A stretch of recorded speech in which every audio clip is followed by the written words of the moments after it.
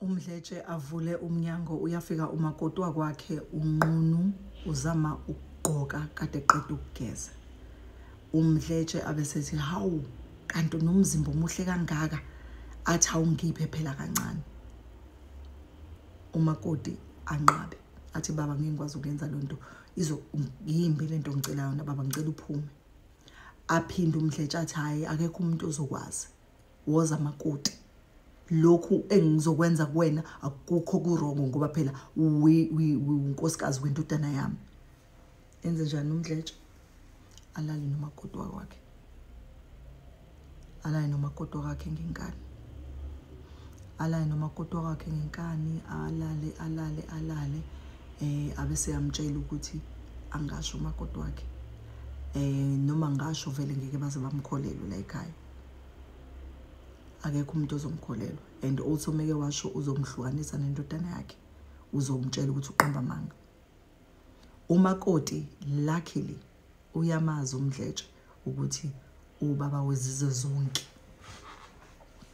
Indodana isike yamcela umakoti kancane ukuthi ubaba umuntu nje in Samara.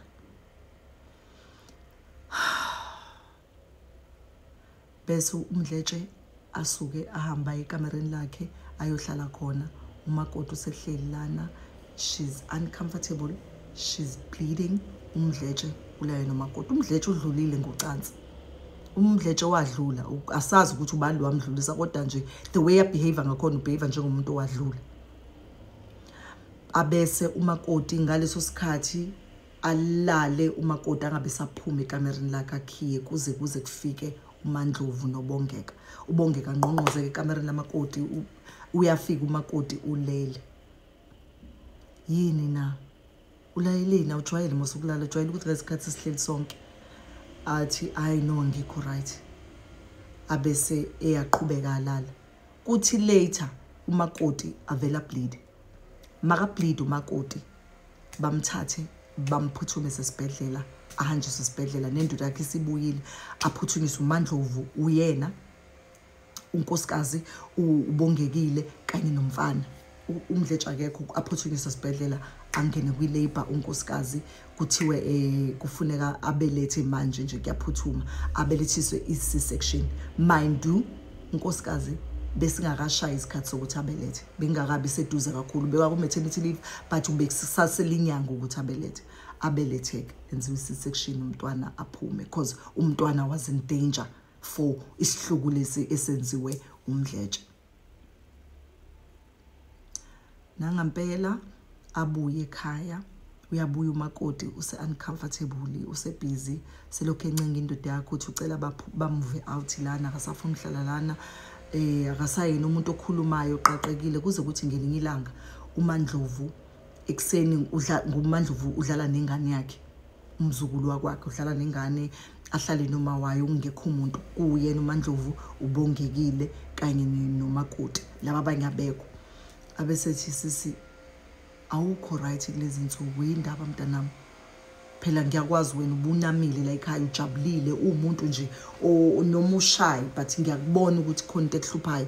Yindaba umfana wami uyahlukumeza yini?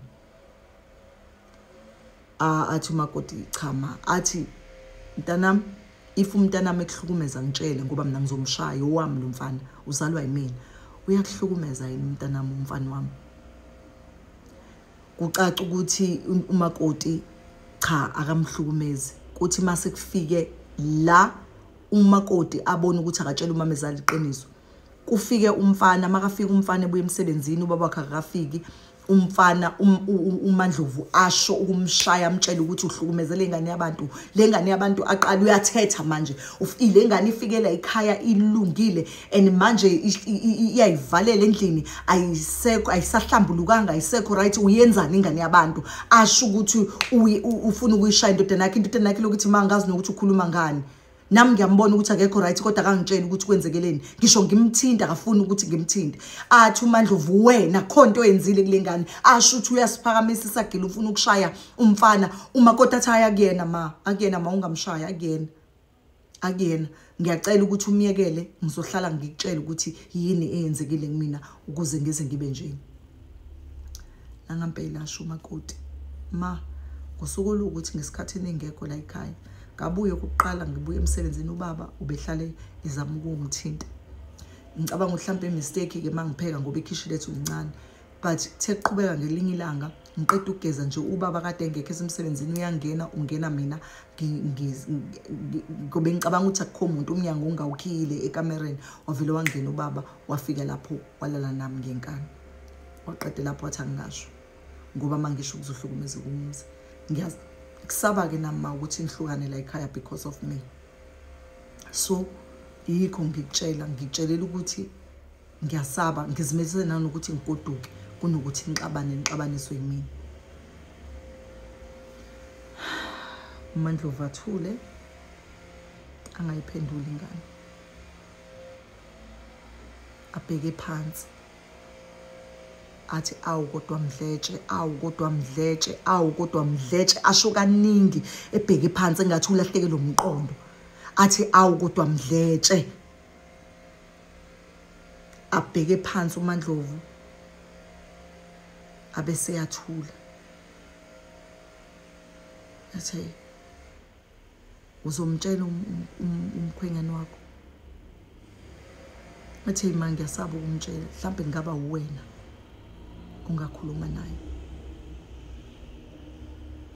abese uMandlovu athule acabanga lamathambo engqondo vele kade ayiplanile ukuthi ufuna ukumbulala uMdletshe abone ukuthi yazi manje uMdletshe uhlukumeza umndeni wakhe kune commotion la ekhaya yena baqeda ukuphuma kule commotion kaZinhle eyenye ingane kuningi uMdletshe asekwenzile empilweni yakhe umuntu oyikhozi yebuhlungu nepain ongalethi injabulo la ekhaya uMdletshe ulethi commotion nongajabuli la ekhaya umfana wakhe mangasa azwe ukuthi uMdletshe ulale nenkosikazi yakhe umfana wakhe angaye ejele ngoba uzofuna ukuthi ayibulalele yena ubaba wakhe ngezandla abone ukuthi uMandlovu if ngiyamtshela umfana wami uzophelela ejele through ubaba wakhe ngakho ke kufuna ngiyifihle lento abesethi okay makoti asingamtsheli umyeni wakho ngizozama ukudila nayo lento ngiyakholelwa amtshela ukuthi ngiyakholelwa futhi ukuthi ukwenzile hayi nangampela uMamdletshe aqale ahlale kahle abuye uMdletshe ekhaya ubuya nje vele indodana bese kuyatshela ukuthi hayi no usisi lo uphethwe postpartum kutshelwa ubaba wengane uphethwe postpartum ngoba usanda kubeletha akekho right so uzohlala nje akaqhubeka extend i-maternity leave yakhe ahlale ekhaya akhulisa umntwana indoda ivume futhi ingabi nankinga undodana ahamba ayosebenza aqhubeka ahlale ekhaya ngaleso sikhathi uMandlovu uplothela ukuthi akhuphule lesi stididi salendoda yakhe soMdletshe ukhuluma yedwa ekamereni emini sekukhona yena nomakoti uthi yabona uMdletshe usekwenzile kakhulu kungihlukumeza nabantu bakubo manje sekuyisikhathi sokuthi bavume ukuthi athi ahambe emhlabeni ngoba into ayenzayo uMdletshe ungcolisa nokona ungabi naso isimilo sakhe sekumeza ukuthi azazalale nomakoti wale ekhaya ihlaze lingaka ukhuluma yedwa uMandlovu aplane angamtsheli ubungekile ngoba uyamazi ubungekile ukuthi umuntu onjani uzosheshe aphakamisele phezulu uMamdletshe ke siyakhumbula ukuthi wajova uMdletshe last time abese ke uMamdletshe athathe lo wamuthi ayejove ngawo uMdletshe alinde uMdletshe aphakele uMdletshe afike uMdletshe ujabulile nje ucabanga ukuthi ekhaya kumnandi nje nomakoti akashongo nje uzama ukudlalisa umakoti uMandlovu uyanyanya nje ukuthi umdlaliselana umakoti uzama ukuthinta ingane kunyanyiwe nje la endlini but akaboni uMdletshe ucabanga ukuthi wonke umuntu right ngoba umakoti akamreportanga size sishaya isikhathi sokulala enze njani na uMandlovu athathe lo amjova overdose ngawo uMdletshe amjove ashawe i-heart attack uMdletshe afome aphuma amagwebu ashone uMdletshe nayi iphathi landelayo and iphathi yokugcina ngci ngomgcwabo kaMdletshe this is the final episode kaBaba uMdletshe noMandlovu ubaba uMdletshe ushonile ubulawe uMandlovu umbulale ngomjovo waphathwa inhliziyo wahamba esibhedlela umjovo akudictatekanga ukuthi ubulawa uMaNdlovu kutholakala ukuthi enene ushawe inhliziyo bene problem inhliziyo. Okay, kuyavuka ke ekseni kuyakhalwa, wonke umuntu uyakhala ekhaya. uBongeka kind of figured out ukuthi uma wakhe khona ayenzile kubaba wakhe, but uBongeka was not ready to talk to uma wakhe ngaleyo nto ngoba vele ubengena ndaba nobaba wakhe kanjalo ngaleyo ndlela ngoba wakhe umuntu ohluphayo. Also uMakoti kandodana kaMaNdlovu kind of figure out ukuthi possibly kukhona into uma wakhe ayenzile but bekangena proof, wonke umuntu bengena proof. Amadodana wona that way in the dark abebengazi ukuthi enene uBongeka ukuthi uMaNdlovu ubulele indoda yakhe, bacabanga ukuthi ubaba wakhe ushone nge-natural cause, and nasesibhedlela vele ba-conclude ukuthi okay ubaba wabo ushone nge-natural cause, ubulawe isifo senhliziyo. Hayi siqhubeke isikhathi kuze kushayela usuku la kuzokwenziwa khona umngcwabo kaMdletshe. Siyakhumbula ukuthi umngcwabo kaMdletshe uzokwenziwa estate because uMdletshe ubeyikhansela, so inhlangano le yakuyona iparticipate ekutheni umngcwabo wakhe has to be big and kumele umphakathi naye ukwazi ukucelebrate impilo kaMdletshe. Nangempela uMaNdlovu played along and bayi celebrate impilo kaMdletshe. Nomphakathi kwahanja kwayiwe ehholo eSports Center eMlazi, kwafike lapho kwa celebrate umphakathi came azo celebrate. Kuthe ngosuku la sekufuneka khona sekumngcwabo, not la kwenziwa khona memorial service. Memorial service uMdletshe waba nama memorial service awu3 eindaweni ezihlukene. So mase kusuku la sekusuku khona lokuthi kuzoba iservice yomngcwabo before uMdletshe abekwe phansi.